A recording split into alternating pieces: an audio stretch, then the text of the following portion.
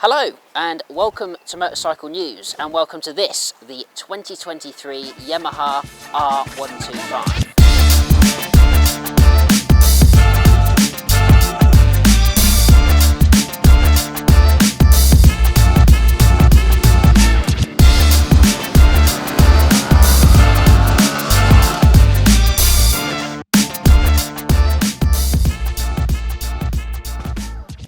Now, it's quite hard to believe, but the R125 has been with us since 2008. 2008, almost 15 years ago.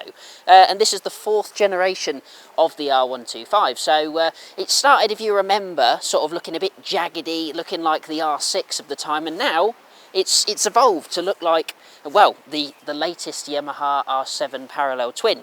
This bike's got a number of technical goodies on it. It's got a really advanced motor in it for a little 125, and I'm going to give you a bit of an overview of what's changed, what's new, what's good, what we could do without, and give you my verdict on the brand new bike. So let's get into it.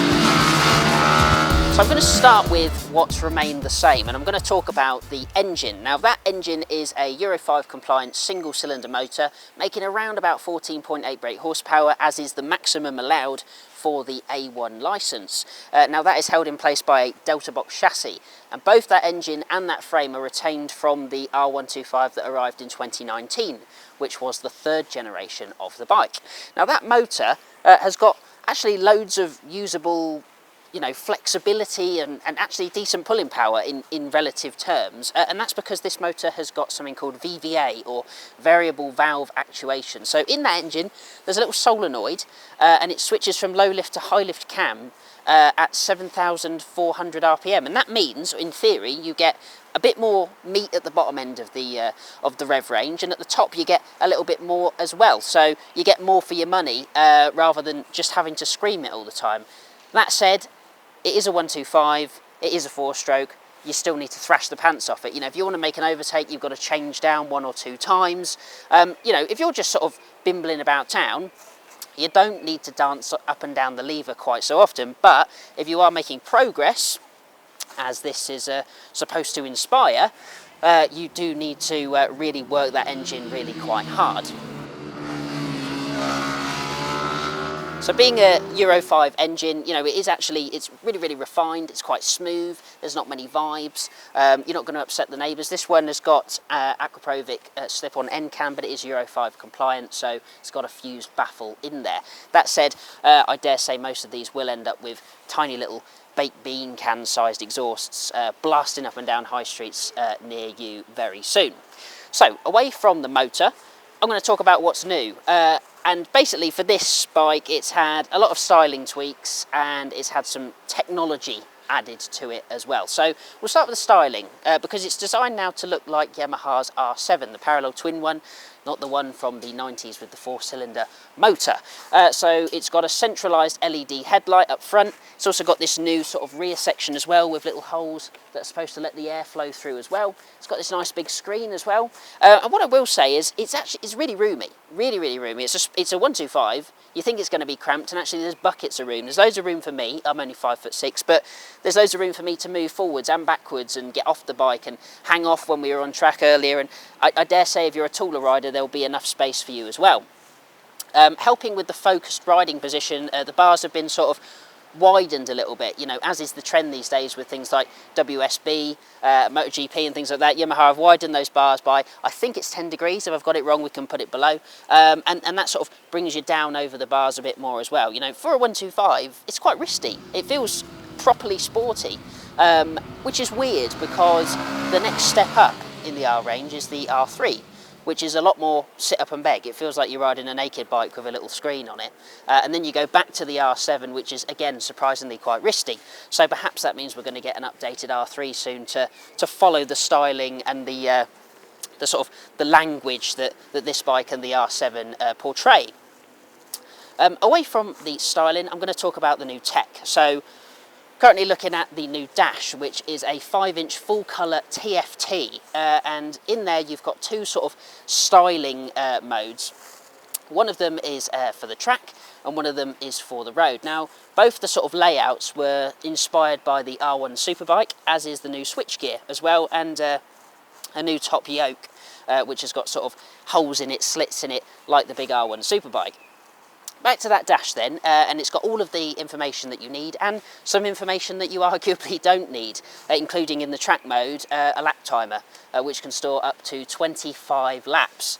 Now those laps are clicked off using the pass button on the left switch gear, and you know, it's a nice gimmick, it's something fun to have, but you know, who's actually going to take a 4-stroke 125 on a racetrack in the UK?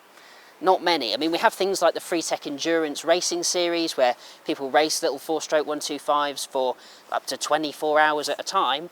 But, you know, are those people going to go out and spend, you know, the thick end of £5,000 on a brand new 125 to go and do that? I don't know, maybe a handful will, but having done it myself, I dare say most won't be doing that. Outside of that, it's also pre-wired for a quick shifter now as well. So we got a chance to test the quick shifter earlier on the circuit, which you'll have seen from some of the riding footage. It's really, really good. And actually it makes perfect sense on a bike like this. You know, on 125s you're always thrashing it. You're thrashing the pants off of it to get the most out of it. And having the ability to, you know, flick up shifts much quicker makes perfect sense. And I was pleasantly surprised, because I've tested the quick shifter on a number of sporty Yamahas, including the new R7, and the R7 was a bit clunky. Sometimes it would refuse to shift up, but on this, you know, we did one 20-minute session on track, then we did a full half-an-hour session on track, and not once did I have any problems with changing up gears. So, you know, good points scored there for Yamaha. With that dash as well, it's also mobile connectable, and whilst this doesn't have anything like a lean sensitive 6-axis IMU or anything like that, if you do pair your phone to it, it will use your phone to, you know, record things like your lean angle as well. You know, again, this is all stuff that's arguably not necessary on a 125, but this is designed to inspire youngsters to sort of go into Yamaha's sports bike range. So that's the reason for things like this existing, and it's a bit of fun, you know, it's a bit of fun, and ultimately that's what motorbikes are all about. So as a final point then, what I want to talk about is the handling of this bike, because, you know, we spent a decent few hours riding on the road, twisty mountain roads, and we also went on a small racetrack as well. And I was really impressed with the handling on this machine. You get really decent grippy tyres as standard. You've got a fat 140 section on the back that looks like a proper big bike, and there's absolutely oodles of feel. There is so much feel from the front end. You know, you can chuck it into corners, you can take the mick, basically, really can take the mick and have a great time on it. It's going to be nice and easy for, you know, a novice rider taking their first steps into motorcycling. But as they get more experienced and start to carry more lean and go faster and enjoy the bike more, it's gonna grow with them, and they're going to enjoy it as they become more experienced. Which is handy, because, you know, if you're on an A1 licence, you can't jump on an A2 until at least 19. So it's nice to know you're going to have a bike for up to 2 years that's great fun to use, and not just simply a stepping stone. To make sure that you don't get too wildly out of control, this has actually got traction control on it as well. So you can switch it off if you want to. You can do it through a little toggle on the right-hand switch gear, but it defaults to on at all times. So if you turn it off at the key, it switches back on immediately. And to be honest, I don't think it needs it. I think it's a bit pointless, to be honest. We've ridden today on the road, we've ridden on circuit. Not once did it come on. It's got 14.8 horsepower as a maximum. It doesn't need traction control. You know, I've ridden bikes with double, triple the power of this, and not once have I ever thought it needs traction control. So the fact that an L-plate friendly 125's now got it just feels like it's an unnecessary addition. I would rather it didn't come with it, and that the bike was a bit cheaper. And that's not me sitting up going, oh, look how experienced I am, I don't need traction control. What I'm saying is, on occasion today, I deliberately tried to activate the traction control, and I couldn't get it to come on. So unless you're being a complete doofus, or, you know, giving it the full beans on a gravel road, or it's absolutely chucking it down, or it's icy, and you decide that, you know, you're going to try and emulate Marc Marquez when you really shouldn't, okay, fine, then it might come in handy. But if you're just riding normally and enjoying the bike, especially on a dry road, you don't need it, okay? I said it.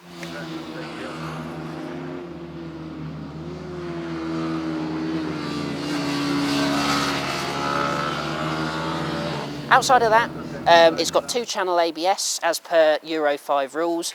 Both brakes are more than enough for novice riders. The front is a little bit spongy, it's a little bit vague if you're really pushing on, and you do need to use a little bit of back brake, but hey, it's not designed for super experienced riders, it's designed for newbies, and for those guys, it's more than enough. And that ABS doesn't intrude at any point really, so really impressive. So whilst I was here, I thought I should probably mention the MT-125 as well, and that's because, well, we've been riding that as well, funnily enough. The MT is essentially a naked version of the R125, gets the same engine that I've already spoken about, gets the same frame, it's the same foot peg mountings, it's the same overall basically. It's just got this flat bars instead, and it's got a headlight on the front that looks a little bit like a Bionicle, if you remember those, if you grew up in a similar time to me. What's new for 2023? Well, on this, not a great deal, to be honest. It gets the new dash, and it also gets the traction control, as I've said. So I've already spoken about both of those things, and it's the same on this. You don't get the track mode on this dash, because, you know, when are you going to be taking an MT-125 on a racetrack? You're not really. And as I said before, the traction control doesn't ever really get involved. This hasn't got enough power to warrant traction control, doesn't need it. So what I just thought I'd do is sort of compare them like for like on what they're actually like to ride. So surprisingly, it's you know, you would think that this would be much more comfortable than the R125, and it's actually not, surprisingly. So of course you've got upright bars, which are nice. You know, it's a nice place to be. You've got that nice dash, you've got an easy reach to the bars, it's fine. Nice low seat, easy reach to the floor, which is good for beginners, but that seat, it's blooming uncomfortable. It's, you know, not that much padding in it. It's sort of a bit of a weird angle as well, because the pegs are mounted in the same place. You're sort of, your feet are behind you in a sporty position, and the pegs are upright, but they're quite close to you, and it's sort of, it doesn't feel natural for a roadster, and it's, after a while you do get a bit of a numb bum. So, yeah, it's much better around town because you haven't got the weight over your wrists, but over distance I'd much rather have the R, which has got a bit more padding, and obviously it's got the benefit of a decent screen with decent wind protection as well. The dash on the MT as well is mobile connectable as before, should you want it, and it looks the business. Much like the R125, it looks like you know, a real credible motorcycle that any 17-year-old would want to be seen on. You know, all the switches on both bikes really are finished, you know, really nicely. There's no panel gaps. All the fittings are right. All the fittings are quality, and you know, I think Yamaha have done a really good job of, you know, reinstating or cementing their positions at the top of the naked and sporty 125 categories. So I hope you've enjoyed this video. Thank you so much for watching. If you have, make sure you give us a like. Remember to subscribe to the channel, and I will see you on the next one. Thanks very much.